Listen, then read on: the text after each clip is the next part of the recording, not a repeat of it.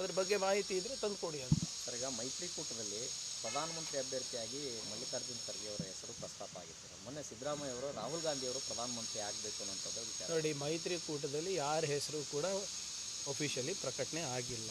ಅವರವರ ವೈಯಕ್ತಿಕ ಅಭಿಪ್ರಾಯಗಳನ್ನು ಅವತ್ತು ಹೇಳಿದ್ದಾರೆ ಅಷ್ಟೇ. ಅದಕ್ಕೆ ಆಗಲೇ ಸನ್ಮಾನ್ಯ ಖರ್ಗೆ ಅವರು ಕೂಡ ಹೇಳಿದ್ದಾರೆ, ಮೊದಲು ಚುನಾವಣೆ ಗೆಲ್ಲೋದು ನಮ್ಮ ಮುಂದೆ ಇರುವಂಥ ಸವಾಲಿದೆ, ಅದನ್ನು ಬಿಟ್ಟು ಬೇರೆ ಯಾವುದು ಚರ್ಚೆ ಅಪ್ರಸ್ತುತ ಅಂತ ಭಾಳ ಸ್ಪಷ್ಟವಾಗಿ ಹೇಳಿದ ಮೇಲೆ ಇದ್ರ ಬಗ್ಗೆ ಅನಗತ್ಯವಾದಂಥ ಚರ್ಚೆ ಬೇಡ.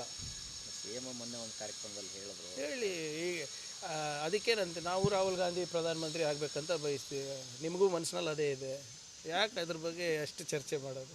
ಸರ್, ಕೊನೆಯದಾಗಿ ಈ ಲೋಕಸಭೆಯಲ್ಲಿ ಸಚಿವರ ಸ್ಪರ್ಧೆ ಅನಿವಾರ್ಯ ಆಗಿದೆಯಾ ಸರ್ ರಾಜ್ಯದಲ್ಲಿ? ನೋಡಿ, ಅದ್ರ ಬಗ್ಗೆನೂ ಕೂಡ ಚರ್ಚೆ ಆಗಿಲ್ಲ. ಆದರೆ ಕೊನೆಯದಾಗಿ ಯಾರೇ ಸಚಿವರು ಇರ್ಬೋದು ಕೂಡ ಎಲ್ಲರೂ ಕೂಡ ಪಕ್ಷದ ಶಿಸ್ತಿನ ಸಿಪಾಯಿ.